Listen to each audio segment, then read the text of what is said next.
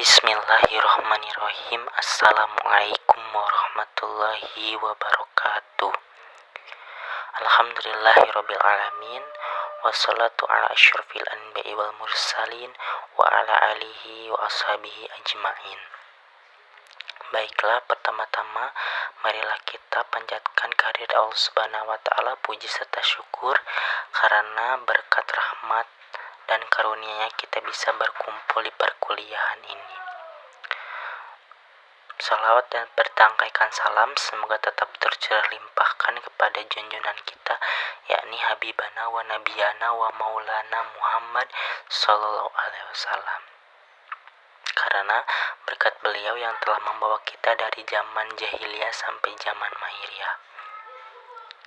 Baiklah, langsung saja kami dari kelompok 3 akan menyampaikan sebuah materi yang berjudul buku besar. Untuk anggota kelompok 3 sendiri, yaitu terdiri dari Putri Yuni Wildansyah, Raihana Rizky Fillah, dan Rizky Firmansyah.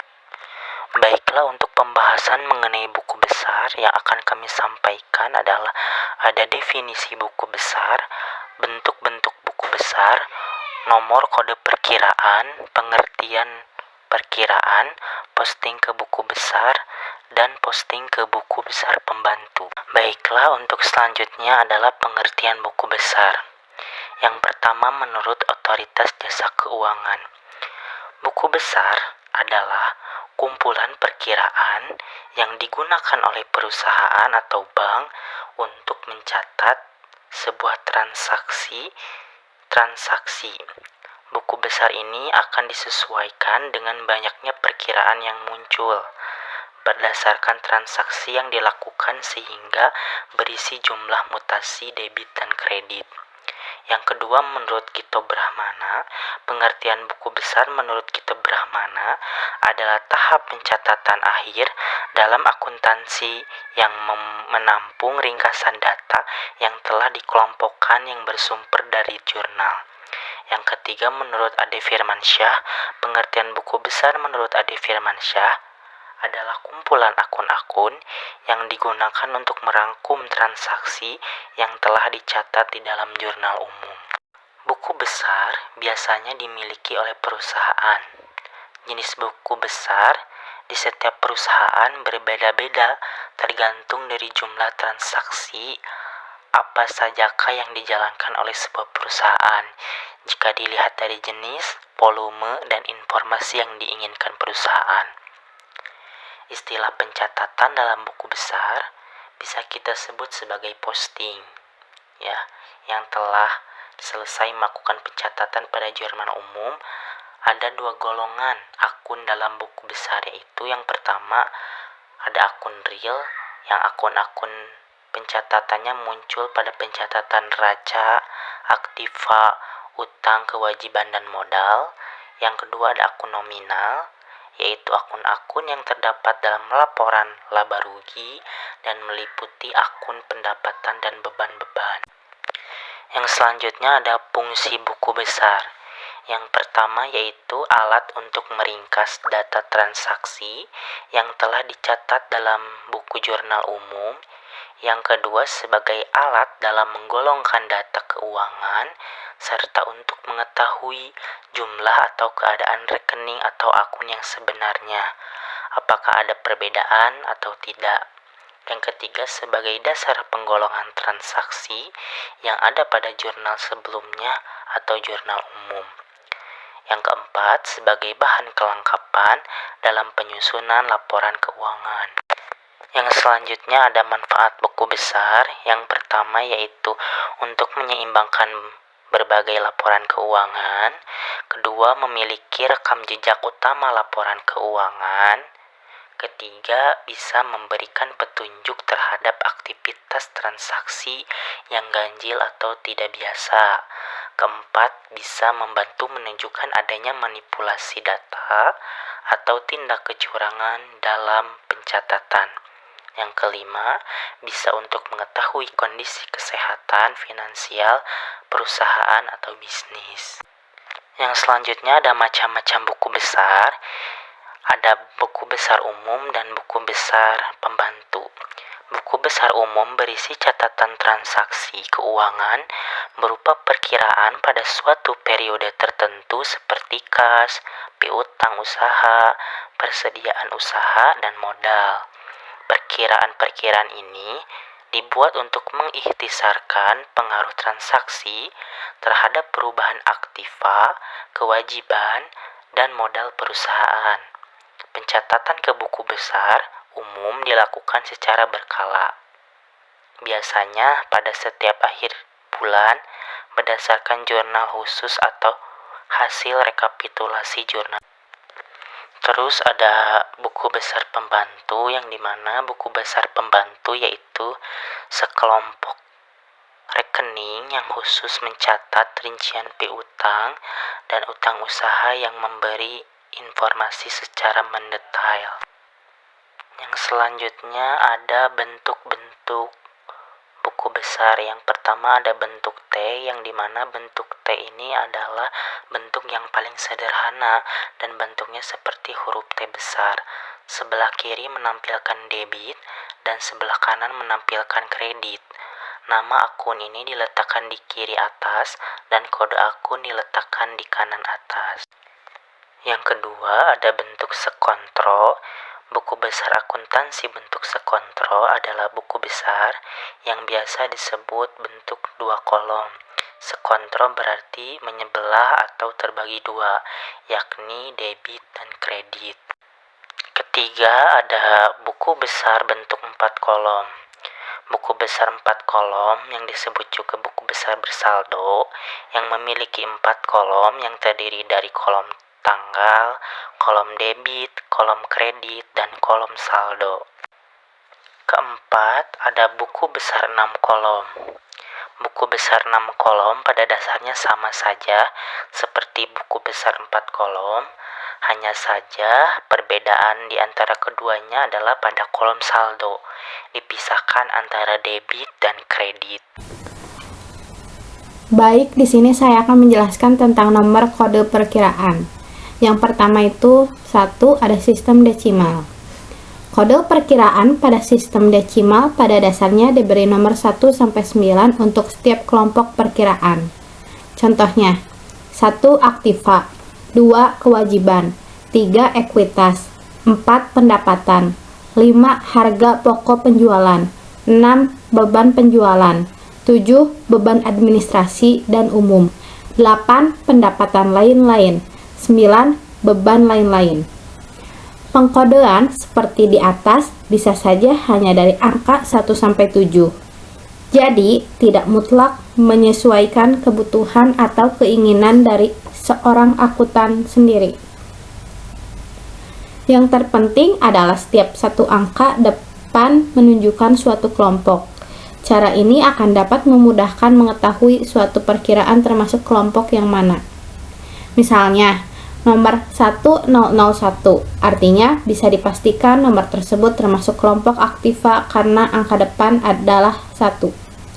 Dalam praktiknya, sistem desimal lebih banyak dipakai perusahaan. Alasannya karena sistematis dan fleksibel.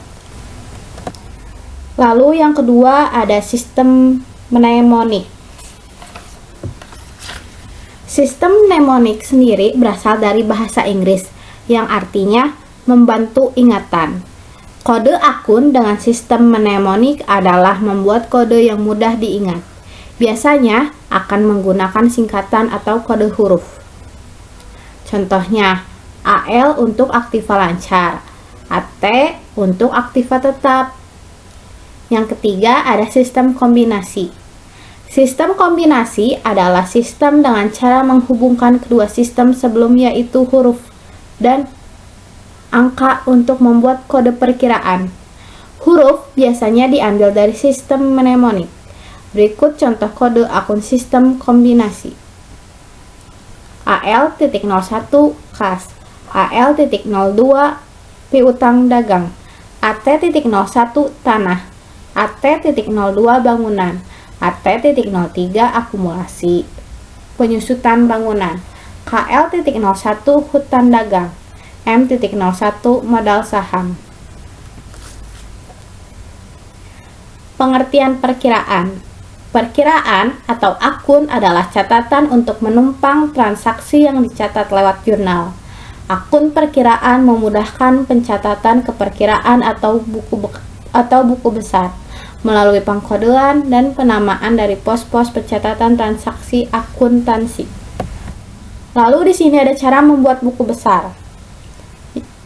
Yang pertama itu ada isi tanggal proses posting buku besar dilakukan. Maksudnya itu tanggalnya harus sesuai dengan tanggal pada saat pencatatan yang dibuat di jurnal umum. Lalu yang kedua ada isi kolom keterangan. Isilah kolom keterangan dengan nama akun-akun yang mempengaruhi buku besar akun tersebut. Apabila terdapat saldo awal untuk buku besar tersebut, maka isikan dengan keterangan saldo awal. Lalu yang ketiga ada isi kolom referensi. Isilah pada kolom ref ini dengan jenis atau nama jurnal yang diposting serta nomor halamannya. Contohnya, jurnal umum halaman 1 dapat disingkat menjadi JU01. Lalu yang keempat ada isi kolom debit dan kredit. Isi kolom kredit dan kolom debit berdasarkan dengan posisi akun tersebut dalam jurnal umum. Contoh akun kas dalam jurnal umum letaknya di debit, maka dalam buku besar letaknya juga tetap di debit. 5. Isi kolom saldo. Isilah jumlah dari penambahan atau pengurangan sampai akhirnya. Nanti akan didapat saldo akhir buku besar akun tersebut. Nah, di sini ada materi tentang posting ke buku besar. Contohnya itu ada pada tanggal 20 Januari 2021, toko Mau Milk adalah usaha jahit pakaian wanita dan pria membeli sebuah peralatan jahit dengan harga 5 juta rupiah. Nomor bukti transaksi yang tertera dalam bukti transaksi yakni BKK 01. Sesuai dengan transaksi yang ada di atas, maka jurnal umum yang bisa dibuat toko Mau Milk. Nah, di sini yang di sebelah kiri itu adalah jurnal umum. Lalu diposting ke buku besar. Ini kita dijadikan dua ya, yang atas dan yang bawah. Nah, kita lihat tanggalnya itu 20.01.2021. Tanggalnya masukin juga ke buku besar seperti itu. Lalu keterangan. Keterangannya itu ada kas dan peralatan. Masukin juga ke posting buku besar kayak gitu. Lalu di refnya itu 131 dan 121. Kita tulis di sebelah kanan atas di posting buku besar. Lalu ada debitnya 5 juta rupiah dan kreditnya 5 juta rupiah. Masukkan juga ke posting buku besar. Di sini bisa diperhatikan proses posting jurnal umum ke buku besar dengan yang ditunjukkan dengan panah. Keterangannya itu aturan tanggal sesuai dengan tanggal transaksi berlaku. Kolom keterangan merupakan keterangan pembayaran untuk keperluan apa. Lalu kolom referensi sebagai tanggal dan halaman. Dan yang terakhir ada kolom kredit dan debit berisikan jumlah nominal. Baik, itu materi dari saya, cukup sekian. Oke teman-teman, materi selanjutnya itu ada macam-macam buku besar pembantu. Nah, apa sih buku besar pembantu itu? Nah, tadi sudah dijelaskan sedikit bahwasannya dalam buku besar itu terdapat buku besar umum dan buku besar pembantu. Nah, di sini saya akan menjelaskan mengenai buku besar pembantu. Nah, apa sih buku besar pembantu itu?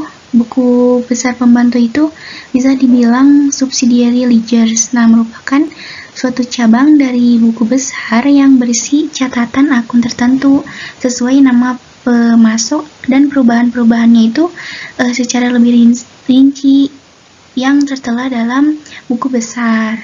Nah, ada apa aja sih buku besar pembantu itu? Nah, yang pertama itu ada buku besar pembantu piutang. Nah, buku besar pembantu piutang itu usaha yang disediakan khusus untuk merinci langganan kredit sehingga bisa diketahui siapa atau perusahaan mana saja yang melakukan transaksi penjualan kredit beserta nominal atau jumlahnya. Nah, kemudian yang kedua itu ada buku besar pembantu utang. Nah, buku besar pembantu utang ini biasanya dibuat khusus untuk mencatat setiap pemasok atau supplier gitu. Nah, secara terperinci, kemudian memberikan pinjaman kredit berupa barang dagangannya dan aktiva lainnya. Nah, jadi buku besar pembantu itu ada banyak, namun yang akan saya bahas pada video ini yaitu buku besar pembantu piutang dan buku besar pembantu utang. Kenapa? Karena buku besar piutang dan utang ini itu dapat digunakan untuk biasanya itu dilihat untuk adanya transaksi dalam perusahaan gitu. Nah, yang biasa digunakannya itu buku besar pembantu piutang dan utang ini. Nah,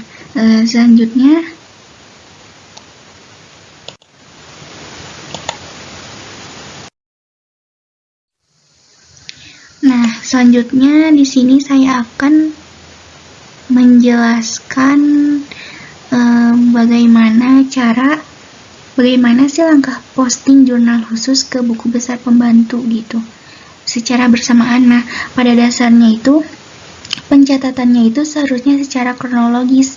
Nah, yaitu gimana maksudnya? Jadi bersamaan ketika dari jurnal khusus, maka diposting pula transaksi itu gitu. Jika berhubungan dengan hutang atau piutang, maka diposting langsung ke buku besar pembantu yang berhubungan. Nah, yang pertama itu bisa kita kemudian posting neraca saldo buku pembantu periode sebelumnya, lanjut posting jurnal khusus dan umum ke buku pembantu. Nah, langsung aja kita praktekin langkah-langkah dari langkah kedua sampai keempat yang saya sebutkan tadi. Nah, di sini itu daftar saldo piutang dagang periode 1 Juli 2021. Nah, ini bentuk tabelnya. Jadi ini tuh diambil dari catatan identifikasi sumber yang sebelumnya tadi itu. Nah, di sini tuh ada toko Bunda.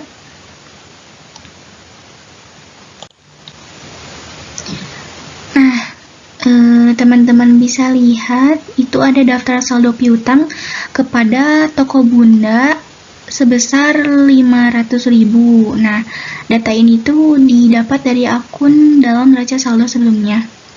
Nah, setelah itu teman-teman bisa lihat. Nah, kita akan posting ke buku besar pembantu. Langkah pertama itu di sini itu tertera toko Bunda. Kita posting terlebih dahulu, tulis dulu nama tokonya, kemudian nomornya. Nah, ini teman-teman bisa lihat tabel buku besar pembantu piutang. Nah, di sebelah pojok kanan atas itu ada nomor. Nah, itu nomor akunnya itu 113.1. Nah, yang mana 113 itu bahwasannya terdapat dalam kode piutangnya gitu. Nah, di situ 113 itu ada maknanya gitu. Nah, yang titik satunya itu urutan dari akun yang diposting di buku pembantu piutang ini, urutannya gitu. Nah, kemudian kita di situ ada kolom yang tanggal. Nah, di situ tulis pada tanggal 1 Juli 2021, keterangannya saldo, kemudian referensinya NS atau neraca saldo, kemudian itu kembali ke tabel yang berwarna biru ini, dimana di situ tidak ada keterangan debit atau kredit. Nah, maka karena ini piutang, tetap saja harus ditulis di sisi debit gitu. Nah, yang 500.000 ini ditulis di kolom sisi debit ini, kemudian kreditnya di strip, Nah, saldo debit 500.000. Nah, sudah seperti itu posting dari toko Bunda ya ke buku besar pembantu piutang.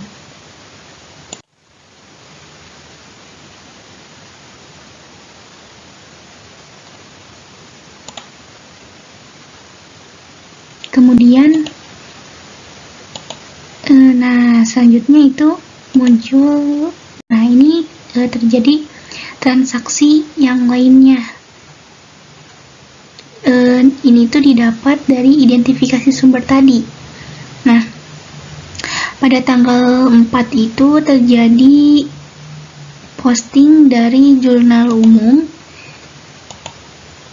Nah, jadi di sini tanggal 4, kemudian keterangannya retur penjualan. Nah, karena terjadi kegiatan retur penjualan, kemudian referensinya JU itu jurnal umum. Nah, ini didapat dari akun dalam jurnal umum. Kemudian debitnya strip karena ini piutang sisi kredit, di sisi kredit dituliskan 300.000. Nah, kemudian tadi kan debitnya masih 500.000, kemudian terjadi retur penjualan ditulis di sisi kredit 300.000, jadi ada pengurangan nih, 500.000 dikurangi 300.000, jadi saldonya itu tinggal 200.000, kemudian di kredit strip aja. Oke, selanjutnya nah ini ada terjadi lagi transaksi. Nah, ini toko kita itu namanya toko sembako makmur. Nah, di sini kita akan melakukan posting, lanjut memposting piutang pada jurnal penjualan. Nah, kita lihat akun piutang dagang di sisi debit itu ada 2 transaksi. Nah, ini ada 2 transaksi yang mana itu merupakan Jaya Sentosa dan Toko Nuna. Yang transaksi 1 itu pada Jaya Sentosa.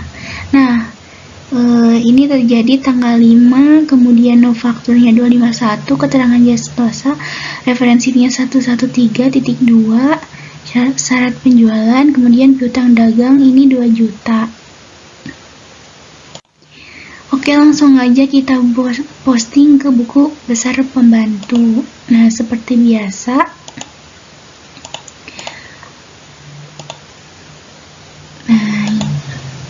seperti biasa kita tulis dulu terlebih dahulu nama tokonya di pojok kiri atas, itu Jaya Sentosa, kemudian nomor akunnya 113.2. Nah, ini kita tabelnya pada tanggal 5 Juli 2021, keterangan penjualan, kemudian referensi JJ jurnal penjualan, debitnya 2 juta, kredit strip, saldonya 2 juta di sini ya. Mohon maaf, ini ada kesalahan tipe ya teman-teman. Nah, oke, lanjut. Nah, kemudian itu terjadi transaksi kembali pada tanggal 10. Ini berasal dari identifikasi data sumbernya. Jadi sebelum posting itu kita identifikasi terlebih dahulu yang tadi pertama saya sebutkan itu. Nah, ini keterangannya pelunasan, kegiatan pelunasan. Nah, ini referensinya JKM. Jurnal penerimaan kas, kemudian nah, karena piutang yang tertera di jurnal penerimaan kas atau JKM pada sisi kreditnya itu maka ditulis di sisi kredit sebesar 2 juta. Kemudian nah kan tadi pada dasarnya debit, kemudian ada transaksi pelunasan di kredit itu terjadi pengurangan. Jadi tadi di debit 2 juta, kemudian ada pelunasan, kegiatan pelunasan 2 juta, maka saldonya itu di debit 0, kemudian di kredit strip ya. Nah, itu di toko Jaya Sentosa. Kemudian lanjut ke transaksi kedua, yaitu pada toko Nuna. Nah, seperti biasa tulis toko Nuna, kemudian ini nomornya. Nah tuh di sini titik tiganya itu urutannya ya. Jadi pada dasarnya dalam buku besar pembantu piutangnya itu pertama berisikan transaksi penagihan piutang dari suatu pelanggan, kemudian disusun secara urutan alfabet, jadi secara berurutan. Kemudian akun pengendalinya itu adalah piutang dagang, sumber dari jurnal penjualan dan jurnal penerimaan kas dan lain-lain yang telah tadi saya sebutkan. Nah lanjut ini, nah itu terjadi pada toko Nuna seperti biasa tanggal 8 Juli 2021. Kemudian keterangan penjualan, referensi JJ, jurnal penjualan. Di sini debit tulis 3 juta, kemudian kredit strip saldo debit 300.000. Mohon maaf, ini 3 juta, kemudian kredit strip. Nah,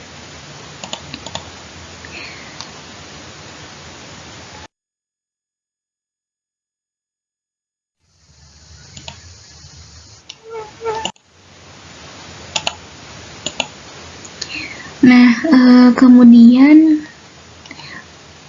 ya teman-teman, tadi di slide sebelumnya itu ada jurnal penjualannya, itu ada di referensinya, ada kodenya yang dimerahkan. Nah jadi tadi itu yang dimerahkan itu dipindahkan ke referensinya nomor kode yang berurutan itu setelah posting ke buku besar pembantu piutangnya gitu. Nah kemudian di sini ada posting buku besar pembantu utang. Nah, seperti biasa identifikasi sumber, ini nama toko kita, toko Sembako Makmur, kemudian ini daftar saldo utang dagang pada periode 30 Juli 2021. Ada 2 toko, yang pertama itu toko Asmara dan CV Atmaja.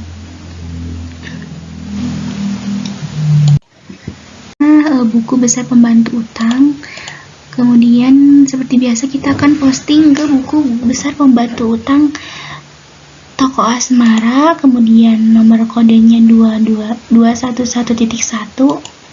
Nah ini tabelnya kita buat, masukkan saja tanggal 5 Juli 2021, keterangan saldo, referensi neraca saldo NS, kemudian debitnya strip, kreditnya 2.500.000 rupiah, kemudian debitnya strip, kreditnya 2.500.000 rupiah. Nah pada dasarnya saldo normalnya itu dikredit 2.500.000 rupiah. Nah seperti itu. Kemudian lanjut ke toko kedua, yaitu CV Atmaja. Kita buat nomor kodenya 211.2. Nah ini tabelnya. Nah ini terjadi 2 kegiatan. Nah yang mana yang pertama itu tanggal 5 Juli itu saldo, keterangan saldo, kemudian referensinya neraca saldo, debit strip, kredit 500.000, kemudian di saldo di sisi kredit 500.000. Nah yang kedua itu ada kegiatan retur pembelian.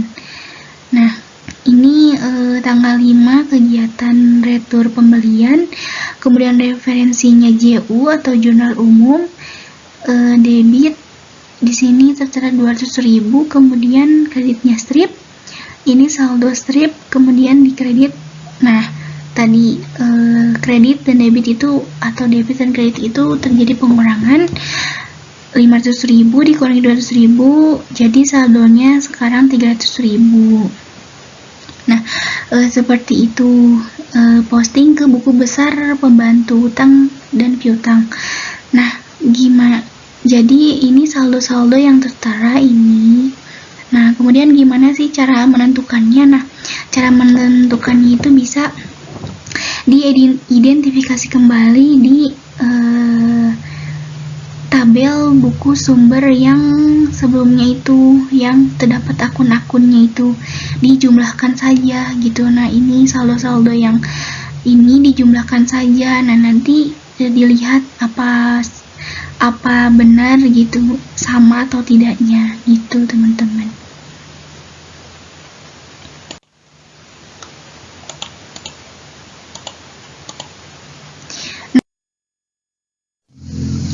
Nah, itu yang bisa saya sampaikan dan jelaskan, kurang lebihnya mohon dimaafkan. Tadi mengenai materi posting ke buku besar pembantu, piutang dan utang. Semoga apa yang kelompok kami sampaikan dapat dimengerti dan dapat dipahami. Amin, dan semoga bermanfaat untuk kita semua. Terima kasih. Wassalamualaikum warahmatullahi wabarakatuh.